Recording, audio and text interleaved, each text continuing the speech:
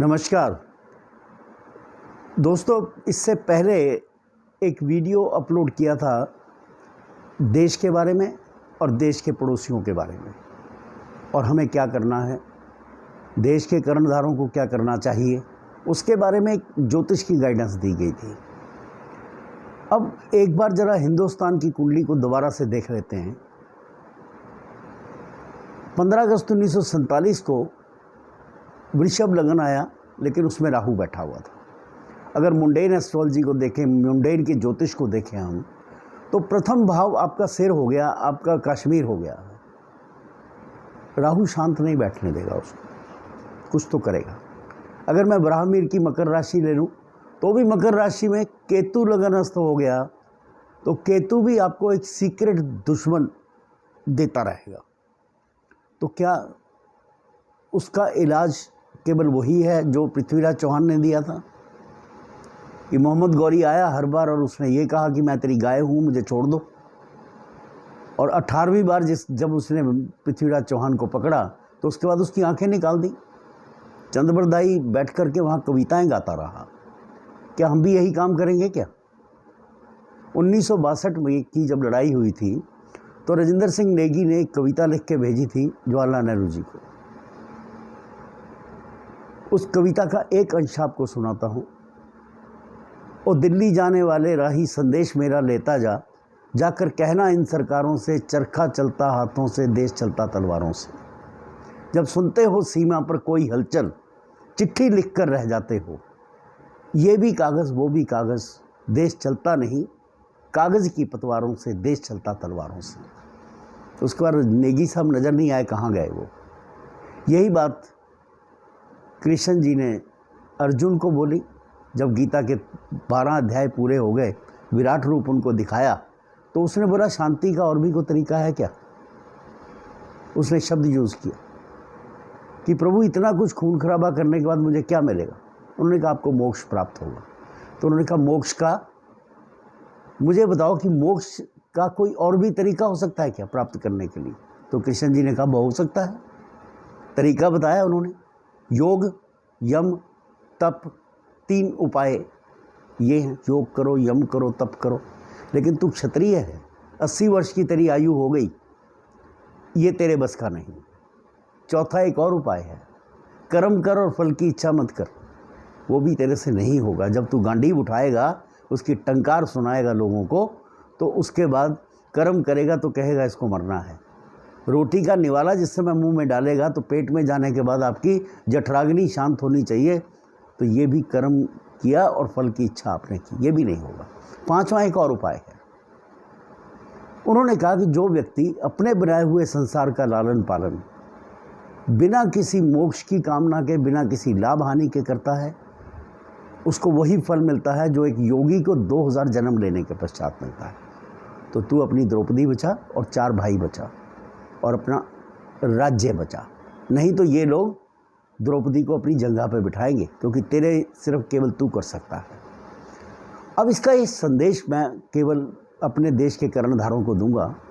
1971 में इंदिरा जी ने बहुत अच्छा एक्शन लिया, लेकिन बाद में क्या हुआ?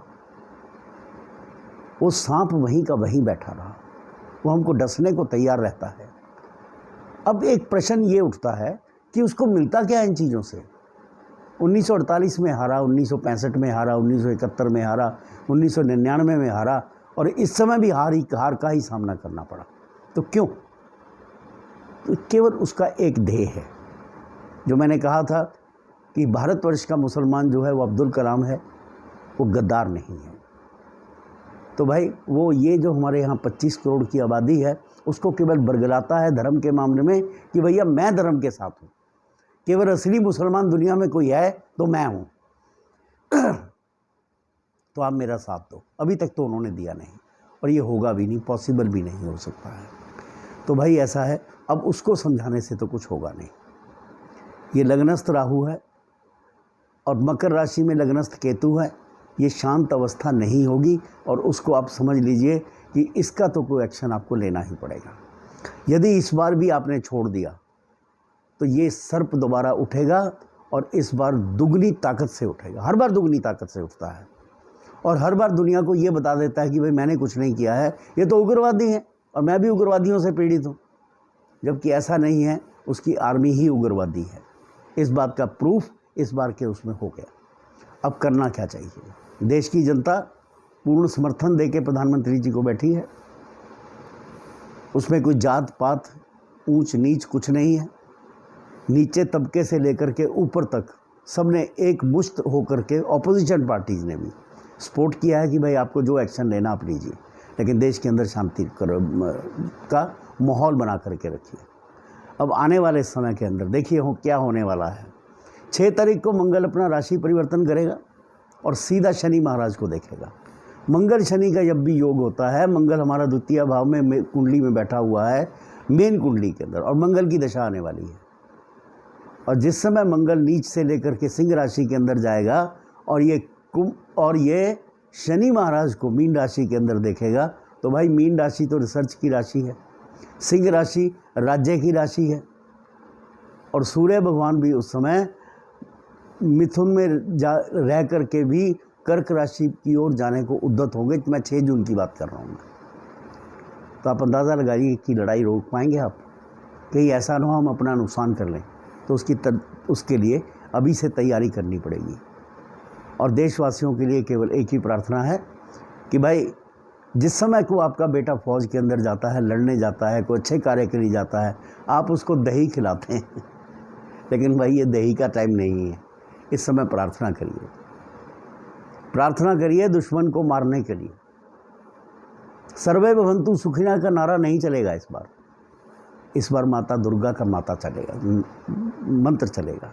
और मेरे ख्याल से प्रत्येक भारतवासी को, जो दूसरे धर्म के लोग हैं वो अपने हिसाब से करेंगे, लेकिन मैं जो हिंदू धर्म वाले लोग हैं मैं उनसे कहूँगा कि आप ज़रा प्लीज़ कृपा करके बगलामुखी मंत्र का जप करिए, जो एक पंडित जी ने 1962 में चाइना की लड़ाई के अंदर जब शुरू किया था, और ऐन मौके पर चाइना को सद्बुद्धि प्राप्त हुई और उनकी फौजें वापस चली गई।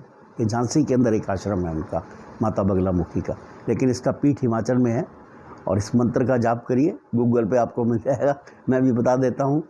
ओम हलीम बगलामुखी सर्वदुष्टानाम वाचम मुखम पदम स्तंभे जीवा कीले कीले मम शत्रु बुद्धि विनाशाय हलीम ओम फट स्वाहा।